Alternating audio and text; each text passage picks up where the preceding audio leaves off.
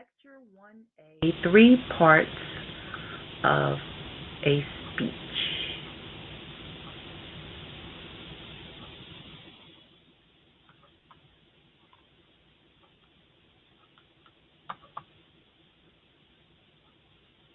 There are three parts to a speech: the introduction, the body, and the conclusion.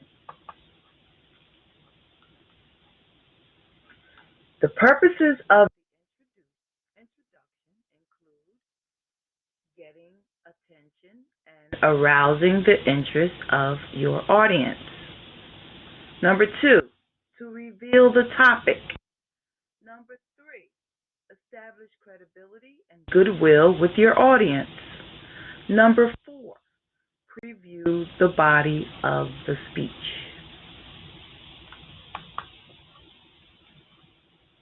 Let's talk about the first purpose for the introduction, which is getting the attention and arousing the interest of your audience. To do this, we want to make certain that we relate the topic to the audience. We want to state the importance of your topic. We want to startle the audience and arouse the audience's curiosity with questions, quotations, stories, and look on the attention getting devices handout that I gave, and you'll see other devices you can use as attention getters.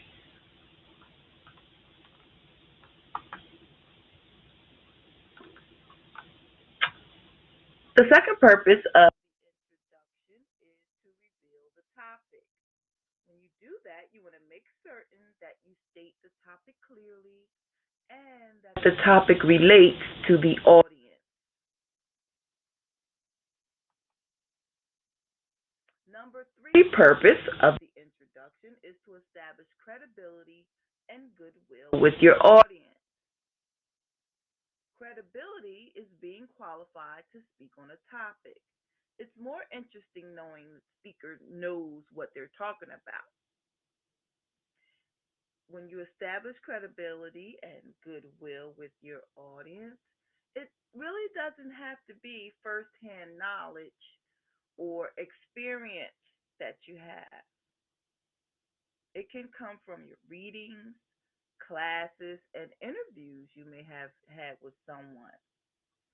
You want to always make certain to reveal your credibility.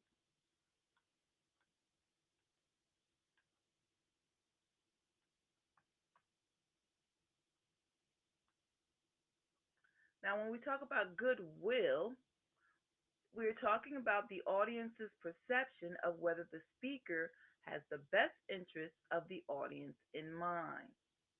Now, this is mainly used when the speaker's reputation is already known negatively.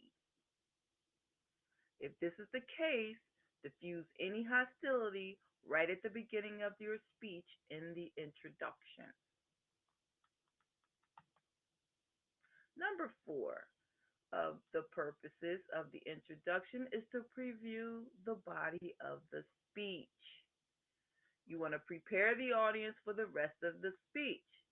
It provides a smooth lead into the body, and it may also be an opportunity to give specialized information, definitions, or background.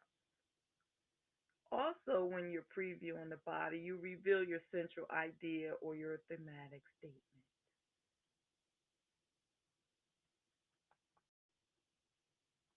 Okay, the body is the second part of a speech.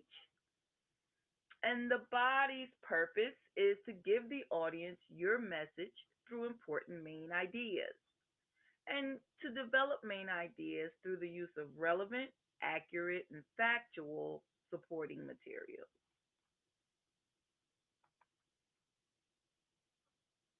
The purpose of the conclusion is to remind your audience about what they've just heard through a summary statement.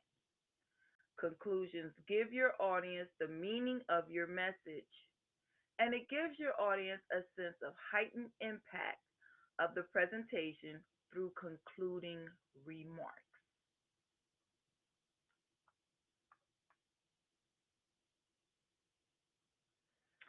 The summary statement should be similar to the central idea and include the main points.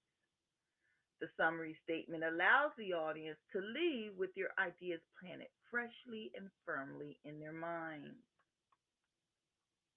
The meaning of your message should summarize why you are telling them this information and what it means to them.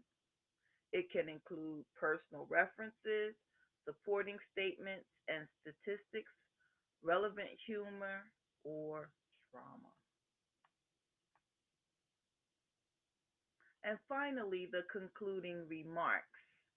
They should indicate to your audience that your speech is coming to a close or a smooth ending, and it should be memorable and lasting. That concludes Lecture 1A, three-part speech development.